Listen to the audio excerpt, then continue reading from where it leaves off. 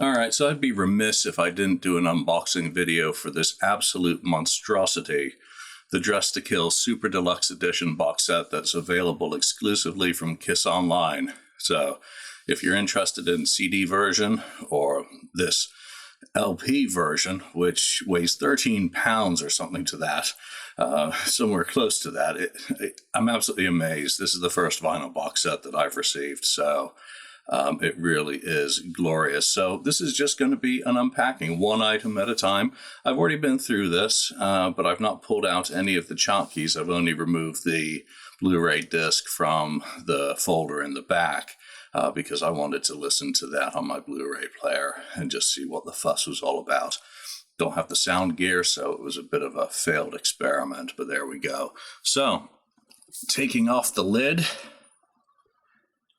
slowly and gently, because again, I am a little bit concerned about the construction.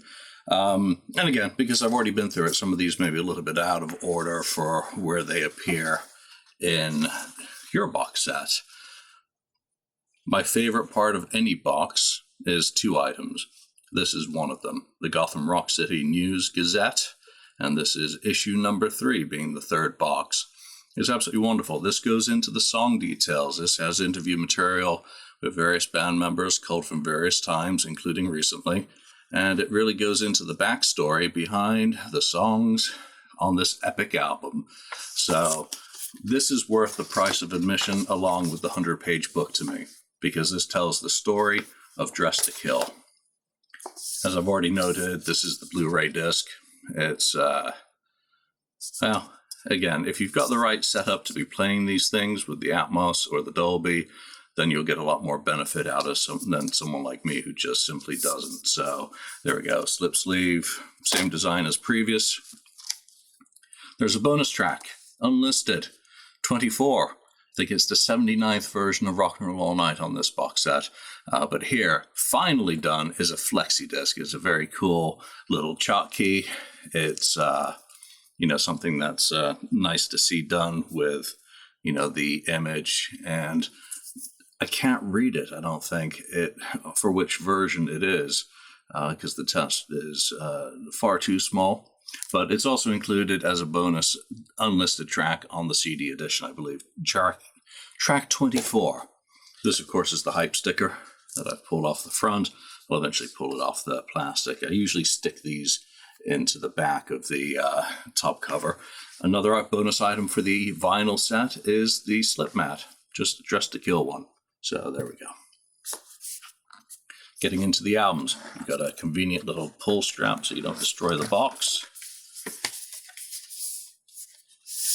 This, of course, is a remaster by Bernie Grundman, who on the digital version has done a spectacular job. So a gold rendering of the classic blue Bogart label, slightly updated with modern design. I can feel the thickness of that vinyl. I want to almost weigh it to see if it's over 180, but that feels like substantial vinyl block has gone into making it. Again, this remaster, to my ears, and all tastes will vary, is absolutely spectacular. Prior to that, I've generally always thought of the Japanese P33C series as being the best sounding. The 97 remasters were just too darn loud. The 2014s, they brought it down a little bit, but it was a little bit too overdriven. This one hits a sweet spot, and maybe it's because it's new and it's a new listening experience. We'll see how it ages. But right now, great job done by Bernie. In most cases, I would say that this album, the demo and rare, is the most important album. But unfortunately, on this box, that can apply to all of the discs other than the album itself. So this is demos and remasters. I've got some issues with this. I talk about that in other reviews, and I'll talk about it on the podcast. But in terms of how they've packaged it, real boxes used for each leaf. There are your details, starting off with the 4 Larrabee demos from 2 sessions in 1975, and then alternative takes, alternative versions, and some, I'm going to call them studio constructs using alternate takes in order to focus in on different instrumentation and different vibe, making an instrumental, or perhaps a vocal wasn't cut for it. But either case, they're focusing in on different elements of these recordings so that you can really get the Bachman-Turner overdrive acoustic guitar doubling that goes with the electrics, the different electric layers, better focus in on the drums. And don't forget Gene's bass lines, because there's a lot of tasty bass playing from Gene during this period. So this also utilizes a riff on the old Casablanca label. So this one is in, I'll call that bronze for one LP. I'm not sure if it's different on the other. Again, I'm not planning on ever playing these. And it's the same on the other.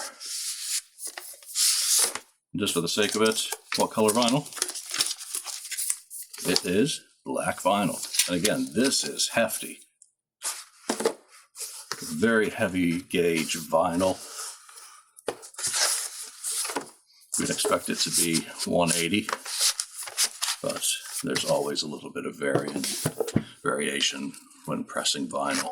All right, getting into the next LP. This is, I think, what everyone, the diehard fans, I don't like using that phrase because a fan is a fan is a fan, but all of the original recordings for the Alive album project. It started out as just a live album project, three sides live, one side studio, as Alive 2 later became. But after they recorded this first show at Detroit's Cobo Arena on May the 16th, 1975, they listened back to it, and they didn't like what they heard. And it's a very weird set that day. They started off the show with, I believe, Rock Bottom.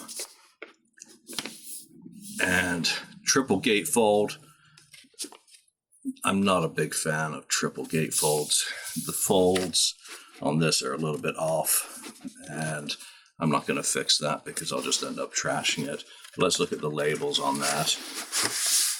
So this one has a silver rendering of the Casablanca Bogart label. Sorry for not zooming in on the other ones, but one static camera. No production team here. So on your triple vinyl here is that full show. So yes, it did start off with Rock Bottom, including it was a canned acoustic intro. I think they showed video of them marching to the stage at that time. One of the earliest versions of what would become common in later days on the end of the road.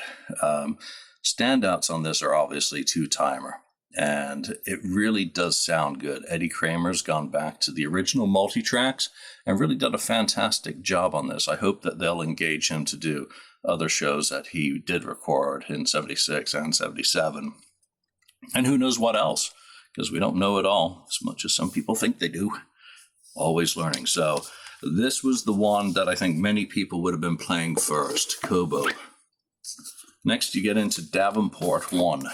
Davenport. This is Iowa, RKO, Quad City. You can hear that remnant on the Alive album of that call out. I think it's during Let Me Go, Rock and Roll. Come on, Quad City. And this is from July the 20th, 1975. And this is the first show.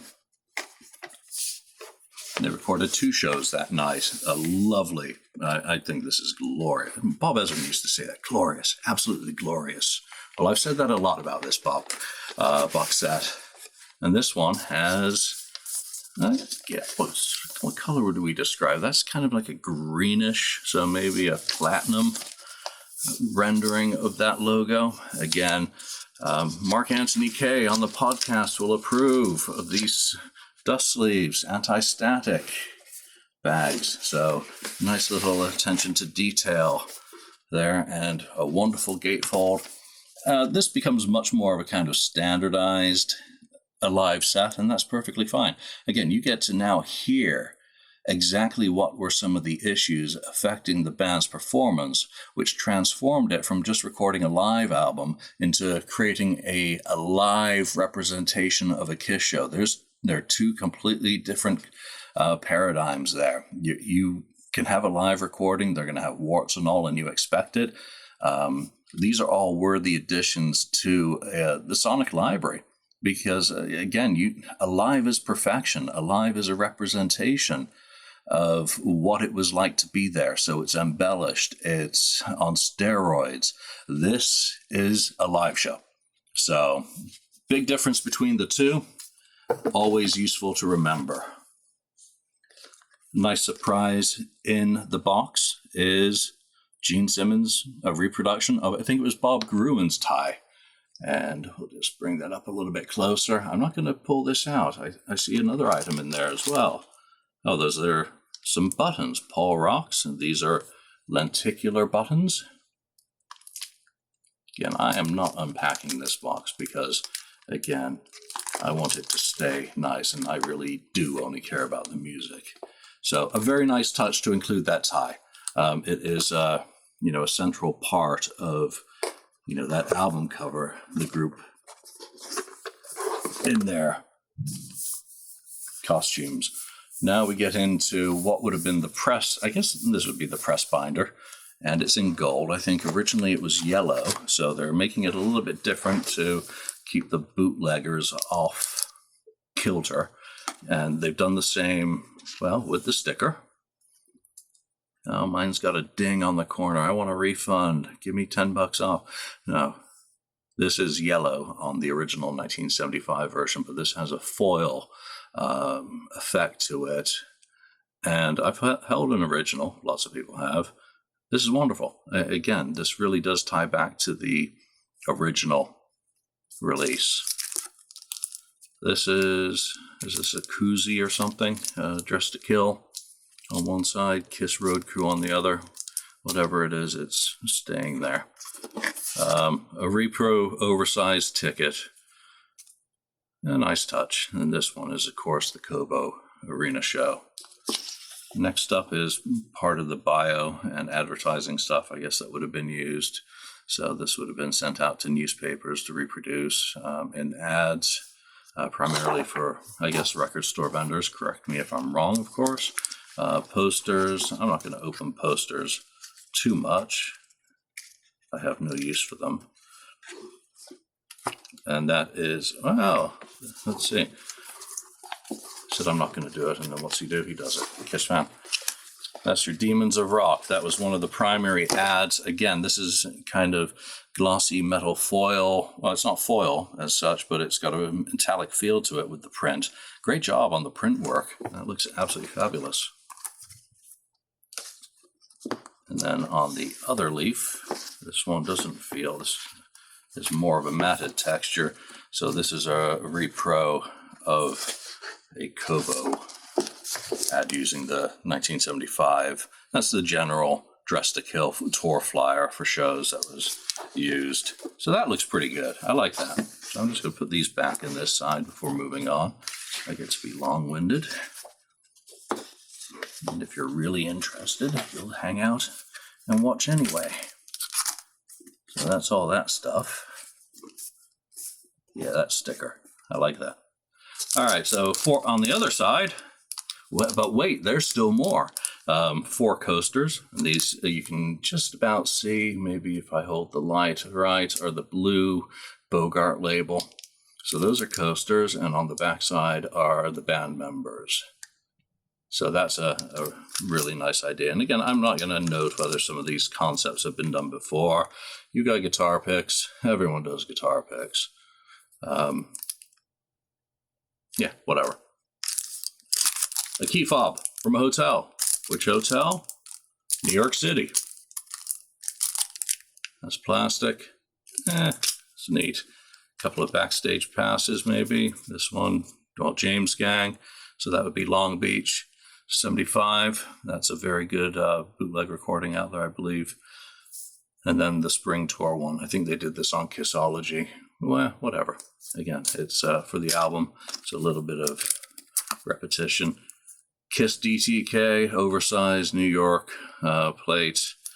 Yeah, that's not working for me. That's the wrong scale. But again, something different. So good for them. While I may criticize things and not like them, big deal. It's different for everyone. Like what you like. At least they're doing it. All right, so Bob, I think that's Bob Gruen in the studio shot. Another poster. Again, I want to try and keep this nice. I love this. So mine's dinged. That's all right. But that is a foil effect Japanese ad, a reproduction from it. Japanese ads are absolutely fabulous. Hey, that reminds me, Made in Japan, book by Alan Belisha coming out soon. So he's doing vinyl. Who knows? You may be seeing some of these ads from their original context included in his book. This might be an iron-on. If it is, it's very nice, very colorful. I like that design. Paul Star in the right eye, yes. Paul Star, that's an excellent job on that. I really do dig that design. Press kit, biophotos. I've got one of these from a real one from Hotter Than Hell. The 4 press photos. Everything was done kind of on the cheap and in a rush. So there was quite a bit of effort put into the press kit. Andy Moyen has led tours in New York City to that location. And you've got a repro of the insert for that press or bio kit. And this was very well done. I do like this tremendously as a early press kit type thing. Make sure I'm not missing anything in there. Just put everything back again. Yeah, I really like that. And if anything's missing from mine, big whoop.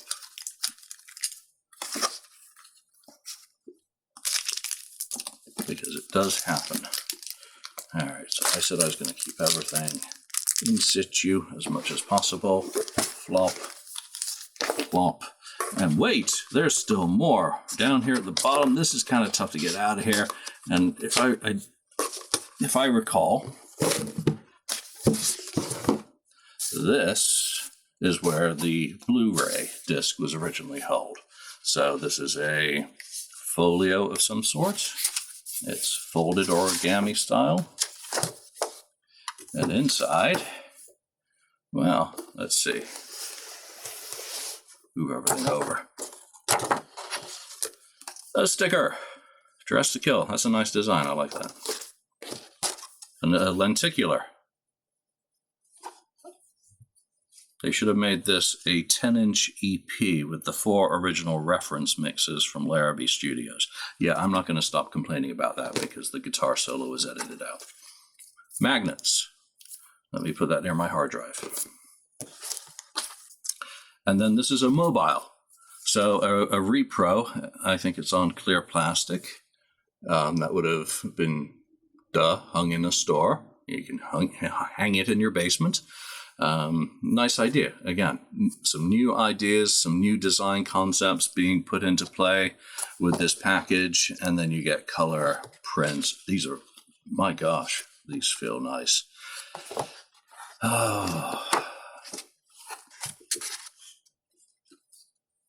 That's got a little ding on it. And I know fans would have been probably getting some of these signed. But Ace is gone. But Ace is here. Ace is not gone. Ace is just push play. That's a fantastic, that is one of the best ones of Peter I've seen. I may go to a signing and get this one signed. If he'll sign from the box. And have this on my wall. That is spectacular.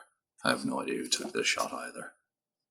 I had not seen, or it hadn't jumped out at me previously, but the colors on these are spectacular. A 74-ish Gene with his leather. Oh, I think with his Midnight Special Gibson. Can't tell. Great shots. Absolutely fantastic. And then that's just a piece of paper, backing paper at the end of that. So it's quite a nice and pleasurable experience, opening it up, flipping through it, looking at items, touching them, feeling the textures. Feel it. Because again, you know, you saw or heard my reaction to the gloss on those for photographs. And yeah, that is one, I think Mr. Chris better get used to seeing that being offered for signing, because it is, as Bob would say, glorious. Absolutely glorious. So let's reassemble this ever so gently.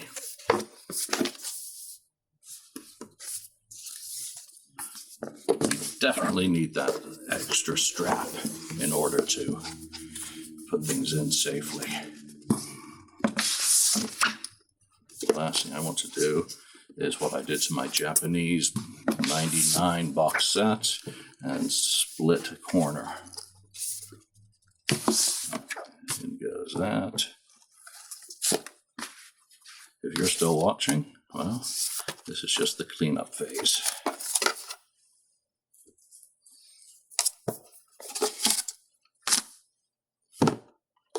And the newspaper. That's it. Put back together. Put the lid back on. Squish out all the air. And we'll just, there's the side. Look at that. My hands aren't the largest in the world. That's about 5 inch. That's what she said. And then on the back are your details. Universal team who put this together. KISS, for whom it honors. Congratulations to everyone who's involved. That is spectacular. And to me, well worth the price of admission. And if not, go check it out on streaming platforms. It's available on digital as well. But I'm bloody impressed. I'm going to go listen to it. Thanks for joining me.